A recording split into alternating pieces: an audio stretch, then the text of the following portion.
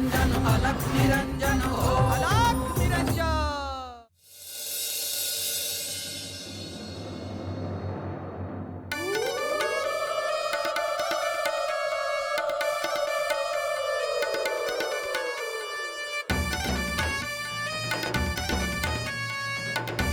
तुम्ही आधी उठून उभे राहा।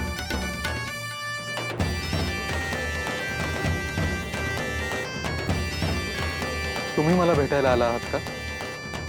वय मी तर आपल्याला ओळखतही नाही। काय काम आहे आपलं? या स्त्री राज्यात आमचं कोणीच वाली नाही। तुम्ही आला आहात ही आमच्यासाठी एक आस आहे की तुम्ही आमच्यासाठी काहीतरी कराल। होय, परंतु मी तुमच्यासाठी निश्चित काय करावं अशी तुमची इच्छा आहे आणि तुमची नेमकी समस्या काय आहे?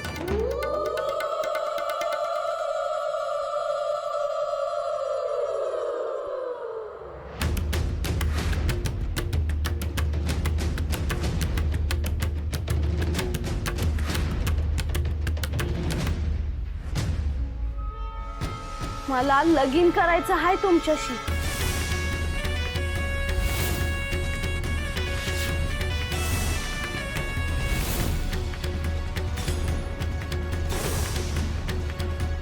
भानामती, तू इथे कशी? तुला राजवाड्यात येण्याचे नियम माहीत आहेत ना?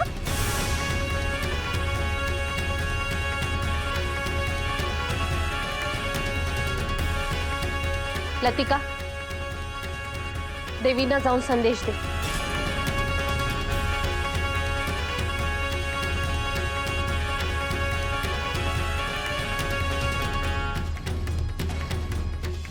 बघितलं का देवा, या आशा करतात आमसनी।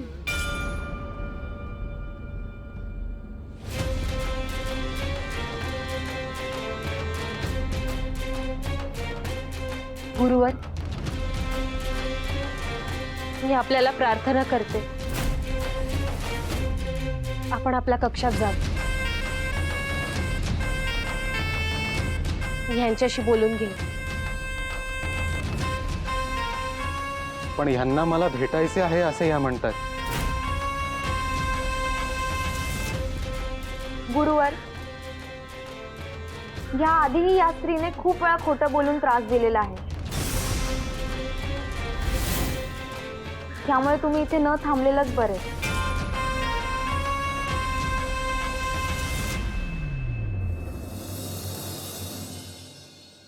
देवी, देवी,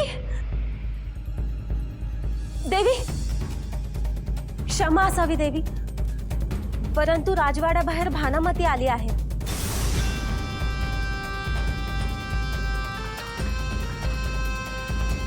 काय? हो,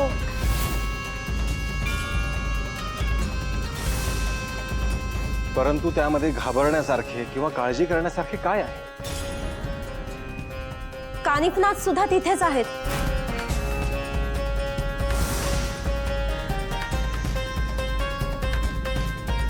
आणि तिला त्यांच्याशी बोलायचे आहे।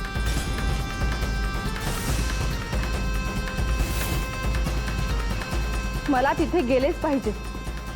मैनावती, तू थांब, मी जाऊन येतो। नाही श्रीनाथ, मला तिथे स्वतः जावे लागेल।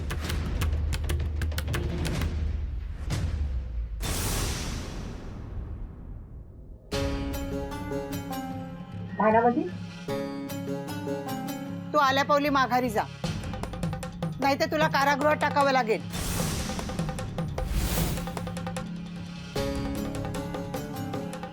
आपण कोण आहात मला माहित नाही,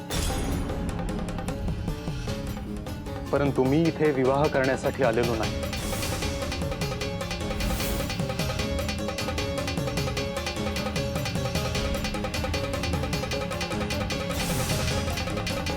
विवाह? कोण? कसला विवाह करणार आहात?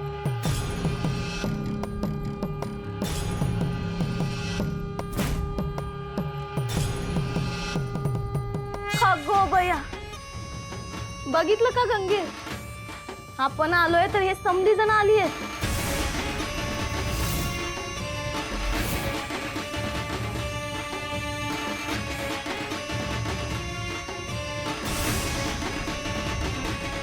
कानिफा, तू या सगळ्यांमध्ये पडण्याचे काहीही कारण नाही.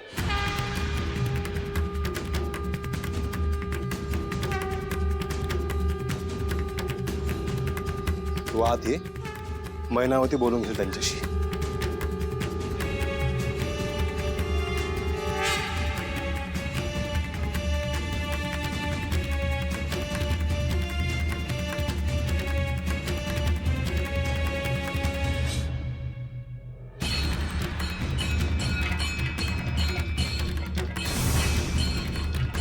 एक गोष्ट निश्चित आहे, तिथे वेगळेच प्रश्न आहेत.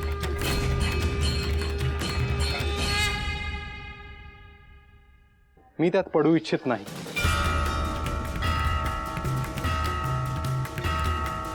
परंतु माझ्याकडे अपेक्षेने कोणीही आले असेल त्याला मी रिकाम्या हाताने कसे पाठवू?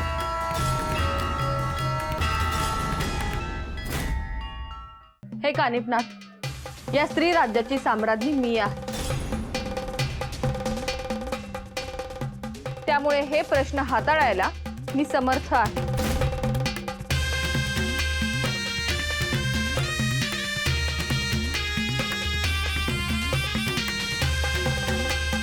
आपण मला भेटायला आला, परंतु मी माझ्या सद्गुरूंना इथून घेऊन जायला आलो आहे.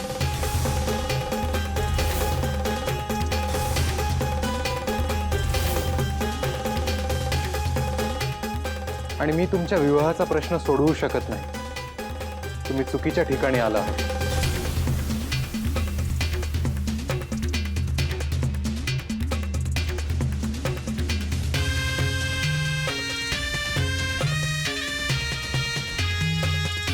कानिफा, आपण आज जाऊयात. श्रीनाथ, मला तुमच्या पाया तरी पडू द्या.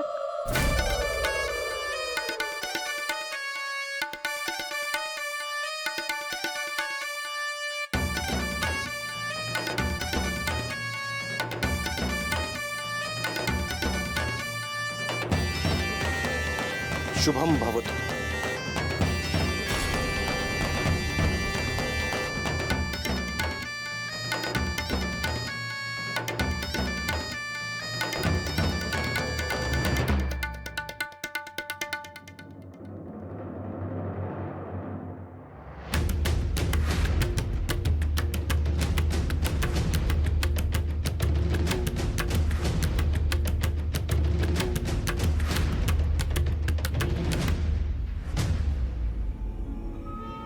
रोहिणी, दुर्गा, लतिका, हिला आणि हिच्या सखीला आत्ताच्या आत्ता कारागृहात टाका.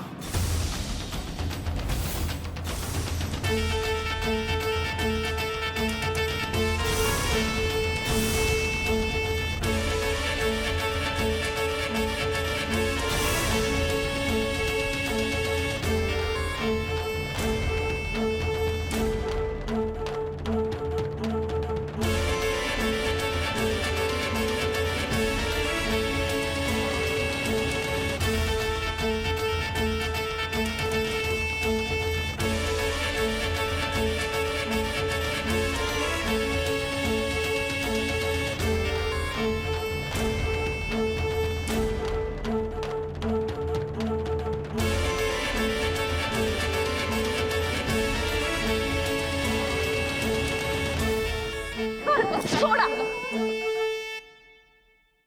समजासनी बघून घेईन म्या. आता अंधार कोठडीतच राहायचंय.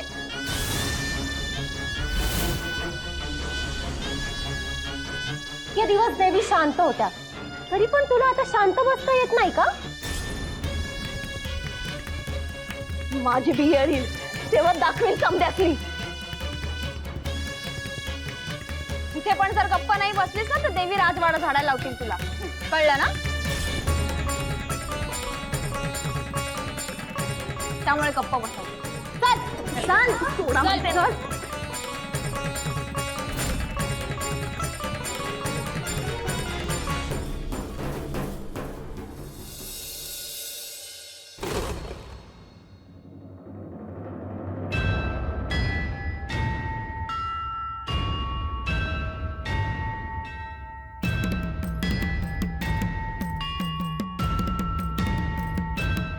बस कानिफा.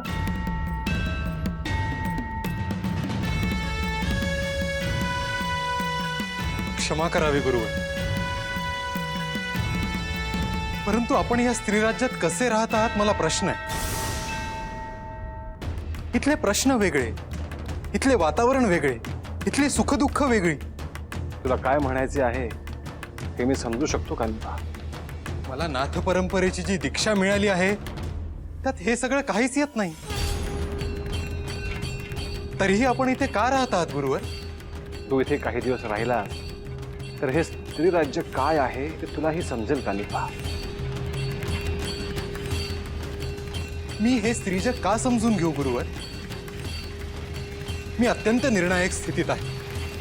हे इथले सगळे उपभोग मला नको आहेत. अलख निरंजनचा उद्घोष करत गेल्या काही दिवसात मी भिक्षा मागितलेली नाही. या काही दिवसात मी कोणतेही तीर्थक्षेत्र पाहिलेले नाही. या दिवसात मनुष्य कल्याणाचे कोणतेही कार्य माझ्या हातून घडलेले नाही. त्यामुळे इथे राहण्याचे कोणतेही कारण मला दिसत नाही.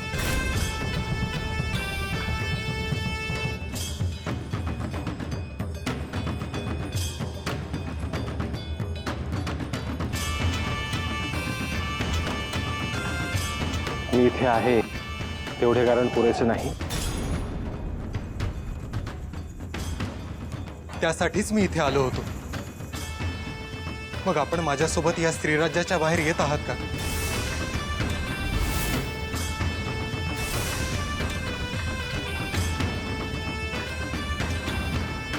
सांगा गुरुवर, सांगा.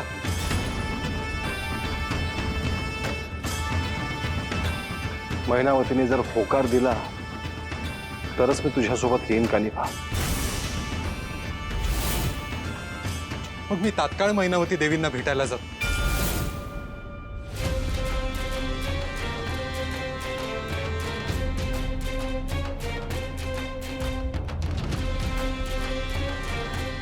कानिफा, तू इथेच थांबावेस असेच मला वाटते.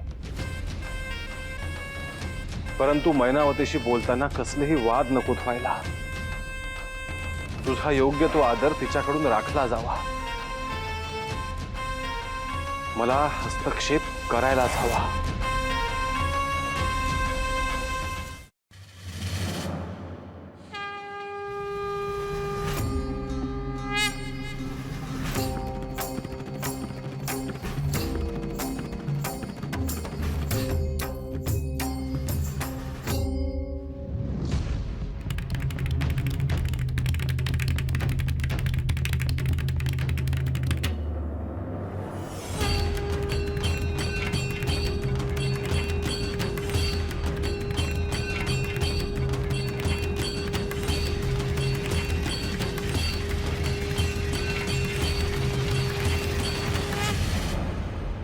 या स्त्री राज्यात जो नियम पाळणार नाही त्याला कडक शासनच होईल. भानामती आणि तिच्या सखीला जोपर्यंत मी सांगत नाही तोपर्यंत कारागृहाच्या बाहेर काढायचे नाही. जशी आज्ञा देवी. देवी, आपण योग्य तेच केलं.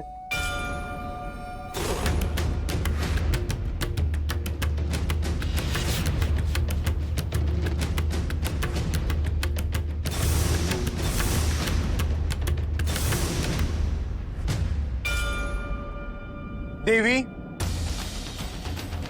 मला आपल्याशी अत्यंत महत्वाचे बोलायचे आहे.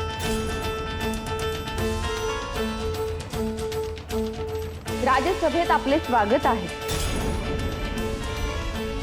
आपण आसन ग्रहण करावे.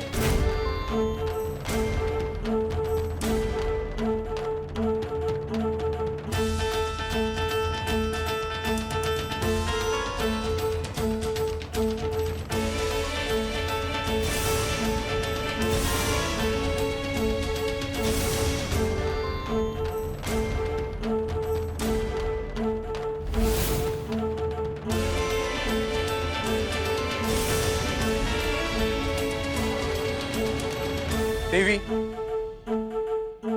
इथे येऊन काही दिवस झाले. माझा इथे येण्याचा हेतू स्पष्ट होता. श्री मच्छिंद्रनाथ यांना स्त्री राज्यातून बाहेर काढण्याचे माझे कोणतेही प्रयत्न सफल झाले नाहीत. त्यामुळे एक शेवटचा प्रयत्न म्हणून मी आज तुमच्या समोर उभा आहे. यावर याआधी आपले बोलणे झाले आहे. तरी सद्गुरूंच्या प्रेमापोटी मी आपल्याला विचारतो आहे की सन्मानाने श्री मच्छिंद्रनाथ यांना स्त्री राज्याच्या बाहेर जाण्यासाठी आपण अनुमती द्याल का?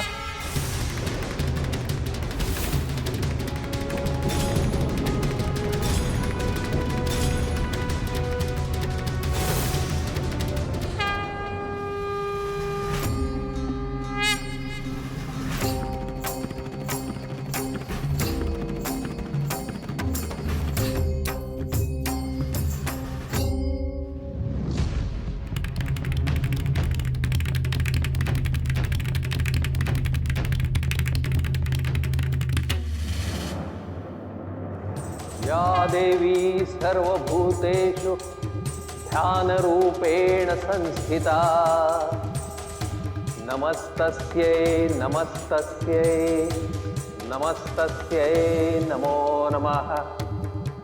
या देवी सर्वभूतेषु आरोग्यरूपेण संस्थिता नमस्तस्यै नमस्तस्यै नमस्तस्यै नमो नमः. या देवी सर्वभूतेषु भक्तिरूपेण संस्थिता नमस्तस्यै नमस्तस्यै नमस्तस्यै नमो नमः. नमस्तस्यै नमो नमः.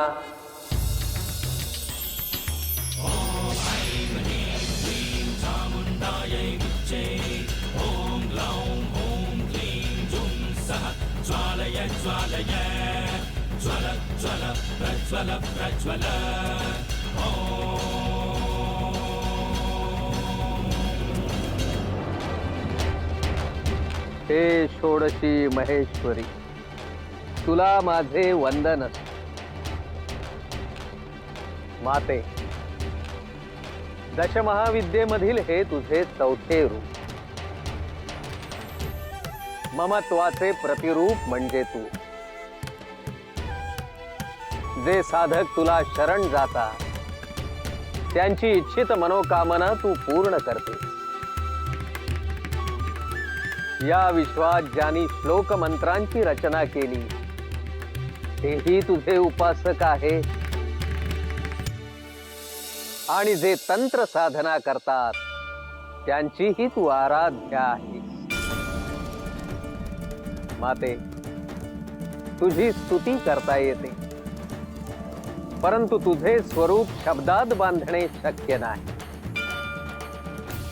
हे षोडशी महेश्वरी, तू प्रसन्न झालीस तर केवळ मोक्षच नाही तर भोगही प्राप्त होतो. हे श्री दत्तात्रय, तुम्ही जी स्तुती केली त्याने मी प्रसन्न झाले. सांगा, काय इच्छा आहे? माते, तुला ज्ञातच आहे, मच्छिंद्रनाथ स्त्री राज्यात आहे. गोरक्ष गहिनीस दीक्षा देऊन पुढे मार्गक्रमणा करणार आहे. नाथ पंथाच्या कार्यात या सर्वांना तू सहाय्यभूत व्हावेस ही इच्छा आहे. या सर्वांचा मार्ग प्रशस्त करण्यासाठी मी आणि श्री महादेव तत्पर आहोत. परंतु त्यांनी हाती घेतलेले कार्य हे अखिल जीव सृष्टीच्या कल्याणासाठी आहे. त्यामुळे त्यांना पदोपदी सहाय्याची आवश्यकता लाभेल. हे श्री दत्तात्रय, मी दृश्य रूपाने सर्व नाथांना सहाय्यभूत राहील. शुभम भवतु.